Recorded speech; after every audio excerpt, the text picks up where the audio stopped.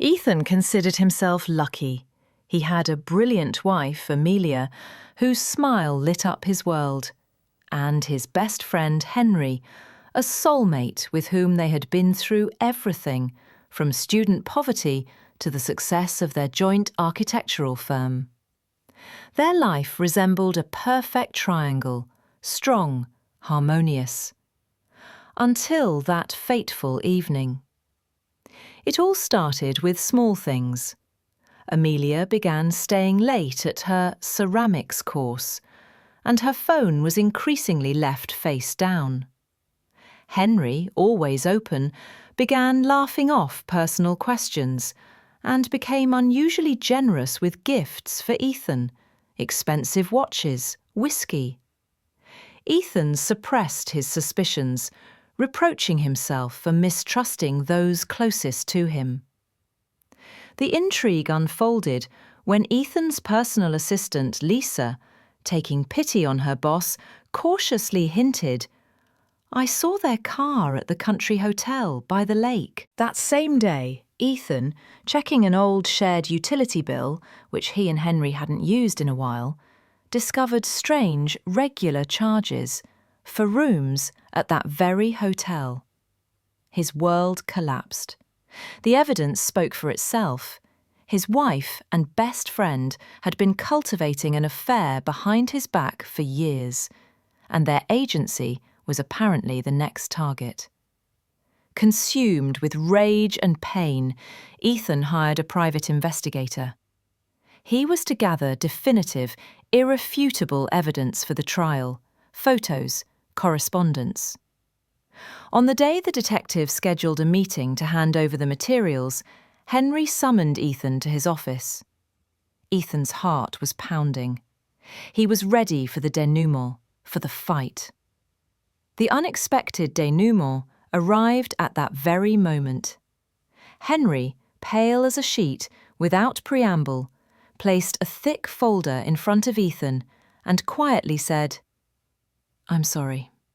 We wanted to protect you. Look." There were no love letters in the folder. They contained reports from a private investigator hired by Amelia and Henry. The investigation wasn't focused on Ethan, but on the boss of their key client, the influential oligarch, Mark. It turned out that 6 months ago, Ethan had unknowingly entered into a violent conflict with Mark, refusing to turn a blind eye to irregularities in the project. Mark, known for his cruelty, had threatened not the business, but Amelia. He sent photographs and hints that she might have an accident. The intimidation was sophisticated and untraceable.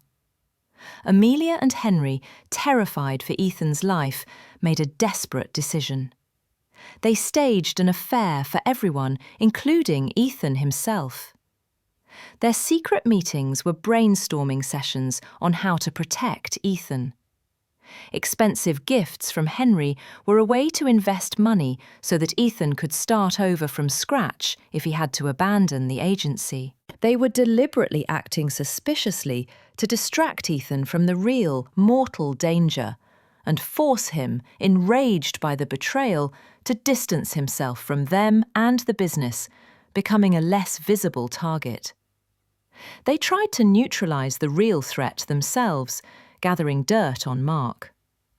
Ethan sat in a daze, flipping through pages of reports with surveillance photos of Amelia and transcripts of threats.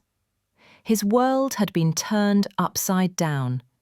The most terrible pain hadn't been inflicted on him by his enemies, but by the titanic, sacrificial love of those he considered traitors. They had assumed the role of villains in his story to become his only shields. At that moment, Amelia entered the office, her eyes filled with tears and hope. And she understood without words. He knew everything. The culmination was a quiet ceremony in the hall of the old office they had once founded together. Ethan didn't make a grand proposal. Instead, he unfolded the new charter documents of their company before Amelia and Henry. From now on, it would be called Ethan, Amelia, and Henry. "Our strength lies in this form," he said, hugging them both. "The strongest. Never break it alone again." He pulled out a small velvet box. Inside were not rings, but 2 identical white gold bracelets for Amelia and Henry, the links of which were intertwined to form 3 endless lines. A similar bracelet graced Ethan's wrist, and then Ethan hugged Henry tightly, like a man, patting his back and then holding him. Then he hugged Amelia, holding her close, feeling her heart beat in unison with his. And the 3 of them stood like that in the darkness, under the cold stars that now shone only for them. Their world wasn't restored, it was rebuilt. This time, not on the illusion of a perfect life, but on the unshakable foundation of sacrifice tested by fire, forgiven lies, and a love that proved stronger than fear, stronger than pride, stronger than any sophisticated danger. It was their own, unique and unbreakable triangle.